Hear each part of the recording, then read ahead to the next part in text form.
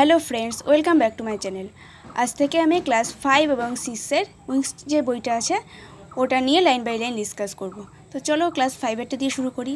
So without wasting time let's get started. তো চলো revision লেসনটা দিয়ে শুরু করি। অ্যাক্টিভিটি 1-এ কী আছে?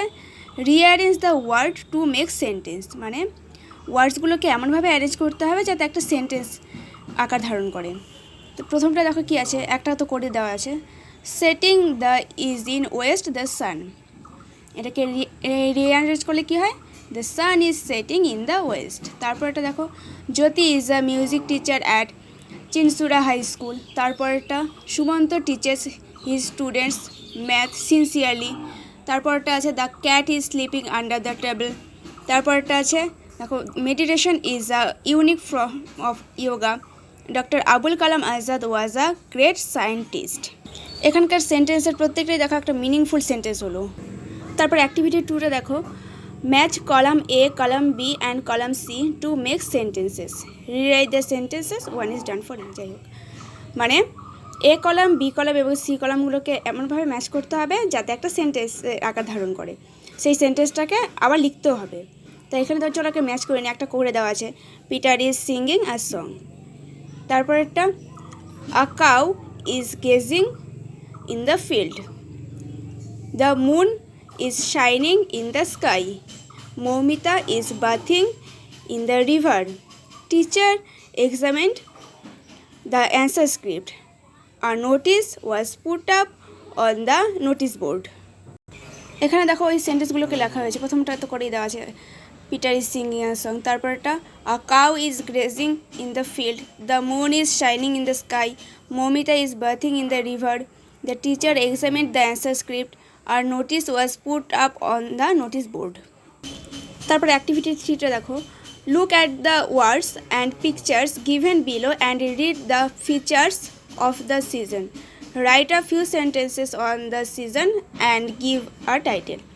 মানে এই হিন্টগুলো দিয়ে একটা বুঝতে হবে যে এটা কোন সিজন, আর সেই সিজন দিয়ে কয়েকটি সেন্টেন্স লিখতে হবে। তাই এই হিন্টসগুলো দেখে তোমাদের কোন সিজনের কথা মনে পড়ছে? এখানে কাশফুল, আকাশে নীল মেঘ, এখানে পদ্মফুল। This is a autumn. তো চলো এটার প্যারাগ্রাফটা আমরা লিখে নিই, বা কয়েকটা সেন্টেন্স লিখে নিই এটা সম্বন্ধে। প্রথমে টাইটেলটা দিলাম অটাম, কারণ এখানে বলেছিল যে টাইটেলটাও দিতে। তারপর দেখো, the name of the season is autumn. It comes after monsoon and before winter. Flower like lotus is seen in this time. In this season, the blue sky is covered with white cloud. In this time, the heat of the sun becomes less. The nature of autumn looks beautiful. We sweat less in autumn. The cash flowers sway by the breeze. The famous festival of Hindu, Durga Puja, is held in this time. যাই হোক, এটা হলো autumn নিয়ে কয়েকটা sentence. তারপর activity 4টা দেখো, সেটা একই রকম, carefully study the following hints and write 6 sentences on the season, add a title to the paragraph. কী কী আছে এখানে? Black thick cloud in the sky, the sun is often covered, thunder storm, difficult to dry wet clothes, water losing in low lying places, kadam flower, cloud rumbling. এটা থেকে কোন সিজনের কথা মনে পড়ছে? এটা হলো দিস ইজ আ মনসুন, বা বলতে পারো রেনি সিজন। তো চলো এটা নিয়ে কয়েকটা সেন্টেন্স লেখা যাক, যেটা টাইটেল হবে। Rainy season, the name of the season is rainy season. The sun is often covered with dark clouds. The clouds are rumbling in the sky. Everything becomes wet. Sometimes it becomes thunder storm. It is difficult to dry wet clothes. The water is lost in low-lying places. The kodam flower is a seasonal flower in this time. This is the few sentences of rainy season. তারপর দেখো activity 5-এ কী আছে, read the passage carefully and find out the singular and plural numbers. Underline the singular numbers and circle the plural numbers. তো এখানে আমি underline আর circle দুটোই করে দিয়েছি। দেখো একটু, বয়েস এটা প্লুরাল, তাই এটা সার্কেল করেছি। লেক এটা সিঙ্গুলার, তাই এটাকে আন্ডারলাইন করেছি। তারপর এখানে ম্যান, এটাও সিঙ্গুলার, আন্ডারলাইন করেছি। মাঙ্কিস এটা প্লুরাল, তাই এটাকে সার্কেল করেছি। এখানে stick singular, shake singular, hand singular, man এটাও সিঙ্গুলার, প্লেগ্রাউন্ড সিঙ্গুলার। এখানে আছে মেন, এটা কিন্তু প্লুরাল। ওমেন এটাও প্লুরাল। তারপর এখানেও ম্যান, এটাও তো সিঙ্গুলারই হবে।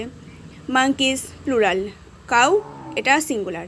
তো সিঙ্গুলারগুলোকে আমি আন্ডারলাইন করেছি আর প্লুরালগুলোকে সার্কেল করেছি। তারপর অ্যাক্টিভিটি 6টা দেখো, change the singular numbers into plural numbers. Singular থেকে প্লুরালে কনভার্ট করতে হবে বা চেঞ্জ করতে হবে। এখানে shirt shirts, pencil pencils, leaf leaves, cherry cherries, wife wifes, piano pianos, berry berries, house houses, potato potatoes, bench benches, rhino rhinos, wing wings. এগুলো হলো plural number. আরেকটা কথা, যদি তোমরা কেউ চাও যে এগুলোর নিয়ে ডিটেলসে একটু পড়লে ভালো হয় বা ডিটেলসে জানলে একটু ভালো হয়, তাহলে সেটার ভিডিও লিঙ্কটা আমি ডেসক্রিপশন বক্সে দিয়ে দেবো, তোমরা চাইলে সেটা থেকে চেক আউট করে নিতে পারো। তারপর অ্যাক্টিভিটি 7টা দেখো, read the given sentences carefully and make a list of present and past tense of the verbs use in the sentences, write the words in the appropriate boxes.